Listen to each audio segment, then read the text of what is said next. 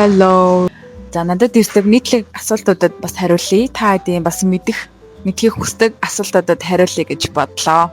Хамгийн нэгдүгээрт Шанхайд юу гарч сурдаг вэ гэж хүмүүс маш их асуудаг. Шанхайд одоогоор би хэлний бэлтгэлээр сурдаг аа. Би ямар ч хэлний оноогүй, ямар ч тийм нөгөө одоо нихао, зайжэн, баяртай гэдгээс өөр ингээд ямар ч хэл мэдхгүй бүр ингээ юугаач мэдхгүй бүр 0-осоо ирсэн. Энд одоо ирж бүр ингээд 0-осоо үзэж эхэлж байгаа. Тэгээд манай сургууль болохоор олон улсын одоо сургууль гэж явдаг Shanghai International Student University гэдэг болохоор дандаа олон улсын хүүхдүүд ирж хэл сурдаг. Тэгээ бас давхар хятадтай яг юм хэл заадгаараа нэлийн тэргүүлдэг. Эхний 3-т ордог, хятадтай 3-т ордог. Нэлээ сайн хэлний сургууль юм байлээ. Би нааша анх яаж ирсэн бэ гэхээр нэг таныг хараа зуучлуулад энэ сургуультаа ирж одоо хэлээ сурж байгаа. 4 дахь сарда болж байна. Одоо сарын дараа төгсөх гэж байгаа. Хятад хэл мэдэхгүй ч гэсэндээ сурч болдог уу гэж асуудаг. Би ямар ч хятад хэл мэдэхгүй мөртлөө одоо хэлийг сураад явж байгаа. Тийм болохоор хятад хэл мэдэхгүй ч гэсэн that's okay болно. Очиндон сурах юм бол илүү хурдан сурах боломжтой. Яагаад гэхээр гарлаа хятад хүнтэй харилцах болно. Дэлгүүрээс нэгэн авлаа.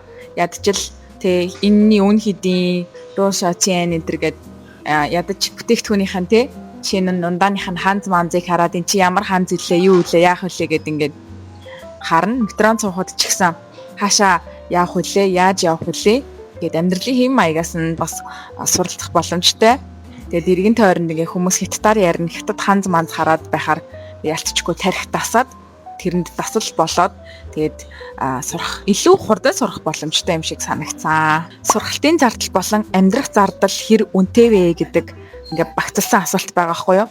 За сургалтын төлбөр нь бол ойролцоогоор хэлний бэлтгэл Шанхайд бол нэг 10,000 йоноос 15,000 йон. За өсрээд 20,000 йон байд юм байлээ. Тэгэхээр Монгол мөнгөөр 5 саяас 10 саяын хооронд байд юм байлээ. Ер нь ингээд манай сургууль болон бусад сургуулиудыг би харахад дандаа 10,000 йоноос эхэлжсэн 5 саяас дээш гэсэн үг. Тэгэхээр нийтдээ 4 сарын хугацаанд суралцдаг.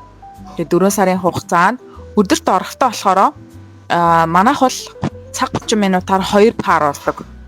Тэгэхээр өдөрт 3 цаг ороод таардаг. Гэхдээ 3 цагийн хугацаанд маш их агуулгыг үзээд таардаг. Тэрийгээ давтаад маргааш нь дахиад өөр хичээлүүд үзээд явдаг. Тэгэд манай сургуулиас л цаанаас нь ном өгсөн. Тэгээд яг тэр номныхын дагуу үзээд явж байгаа. Яг бусад сургуулиуд бол яг тийм байд юм байлээ. Амьдрах зардал за хуу хүнээсээ шалтгаалаад Монгол мөнгөөр нэг саяас сая 500 өсрээд 2 сая төгрөг байхад бол хангалттай энд амьдрчнаа. Гадуур хооллох юм бол мэдээж өстөг өндөртэй болно. Өөрөө хоол хийж идээд хүнс нь энд айгүй хямдхан байдаг байхгүй юу Монголыг ботход. Тийм болохоор хүнсээ өөрөө аваад хоол хийгээд идэх юм бол илүү гайгүй тусах боломжтой. Мэдээж шоудаад ингээл гадуур дотор тинээд хуугны хэрэглэнээсээ шалтгаалаад өөр байна л та. Гадуур дотор их гараад шоудаад ах юм бол мэдээж мөнгө их орноо. Тийм болохоор зүгээр хичээлээгээд нэг юм цахан томото яваад ах юм бол хоолоо гэр мөртөө хийж идээд яваад ах юм бол зардал бол арай гайгүй гарах юм шиг санагцсан. Энд маш гоё асуулт ирсэн байна. Одоо ганцаараа амьдарч байхад шантрах, ганцаардах үе байсан уу гэж асуусан байна. Айгүй их байсан. Би бүр анх Шанхайд ирээд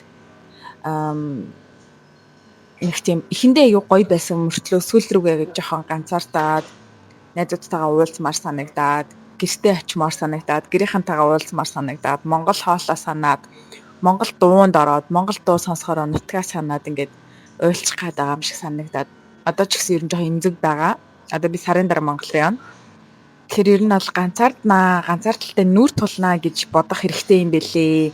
Гэхдээ ганцаардна гэдэг чинь бас муу хүүхэд муу гинэ.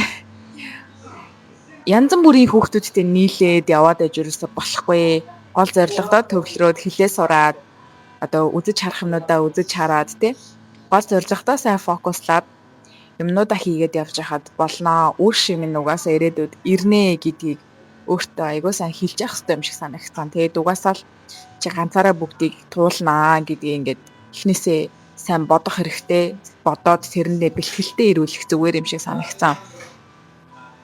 ганцаардын хувьд бол ганцаардан шантарн тэгээд анх нөгөө хүний нутагт ирж байгаа болохоор ингээд бүх юм шинэ байгаа штэ тий шинэ орчин шинэ хүүхдүүд хоолунд шинэ ингээд орчин солигдоод гэрээсээ хоол байхаар ялцчихгүй ингээд нөгөө дасан зохицохгүйж ямар нэгэн юм болно л доо. Тэгээд тэр болгонд шантрахгүйгээр гоё мэдрээд enjoy доод арт нь гарсныхан дараа аяга гоё гэдгийг нь мэдэрдэг юм байлээ. Шанхайд оюутан мөртлөө ажил хийх боломжтой юу гэсэн асуулт байсан. Оюутан бол ажил хийж болохгүй гэсэн хуультай байдгаа. Тийм болохоор би бол энд ямар нэгэн одоо газар тариалагдаж ажил хийдэггүй. Зөвхөн оюутан гэж явдгаа. Миний виз ч гэсэн яг оюутнаар байдгаа. 6 сарын виз. Тэгээд тийм болохоор нэг ажил төрөл хийн гэж бодоод нэг хэрэггүй. Сурах зорилготой ирсэн бол сайн сурсан шиг сураад явсан дээр гэж бодож байна. Энд ирээд хамгийн их гайхсан зүйл юу байсан бэ гэсэн асуулт байна.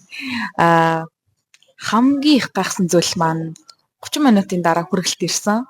Би туристийн байранд орчоод нэг гэр ахын тэгээд ганц нэг уух муух юм авсан хгүй юу.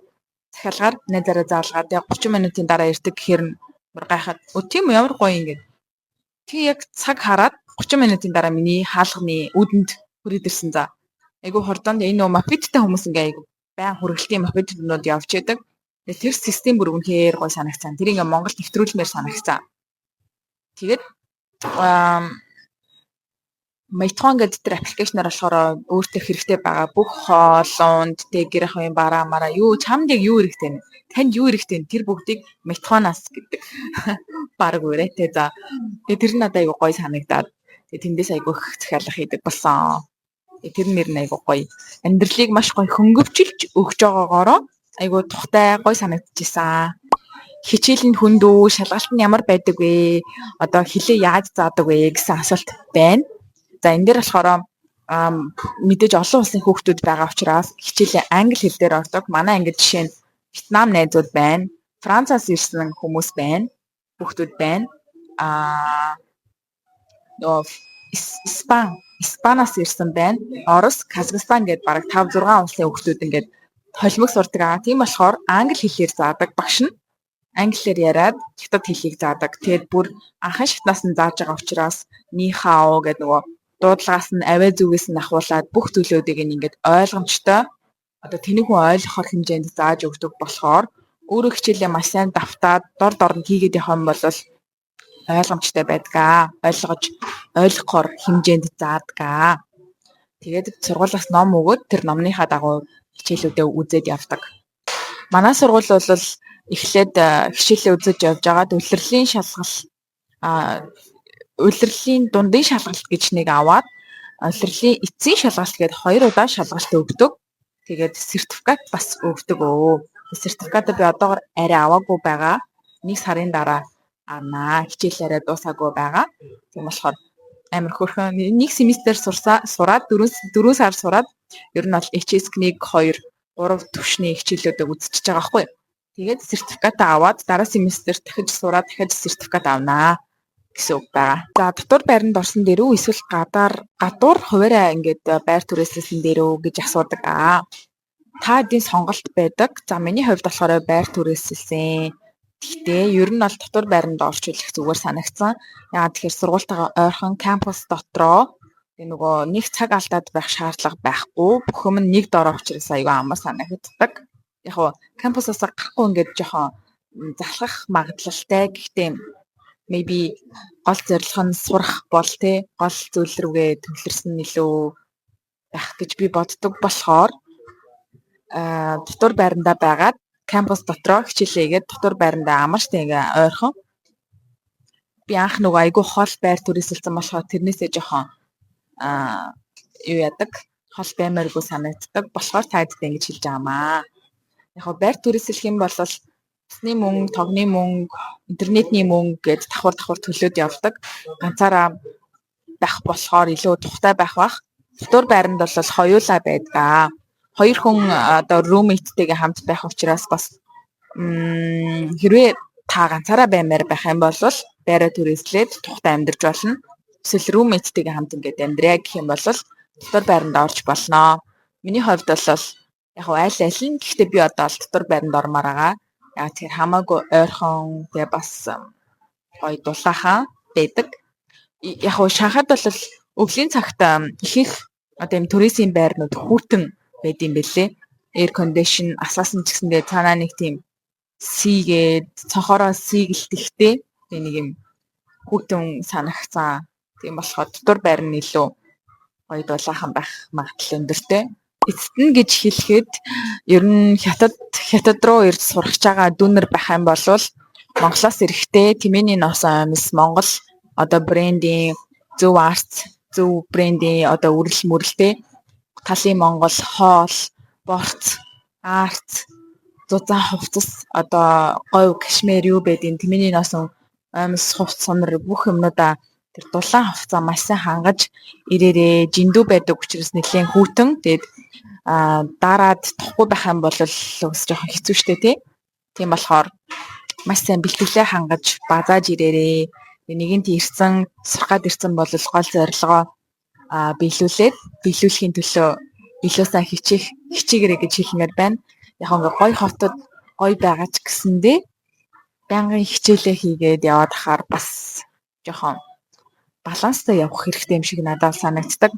Би бол ажлын 5 өдөр хичээлээ хийгээд хагас бүтэн санд нэг өдөр нь гэртээ амраад нэг өдөр нь гадуур яваад юм үздэг ч юм уу тий.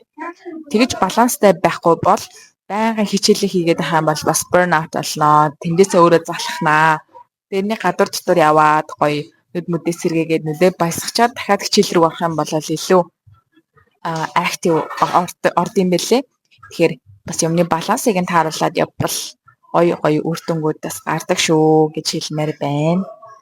Тэгэд би ойрт ингэж яриаггүй айгу амч хэлдэм байна. Тэгэд хэрэгтэй мэдээлэл хүргэсэн гэж найдаж байна. Тэгээд бүгдээрээ дараагийн влогоор уулзцгаая.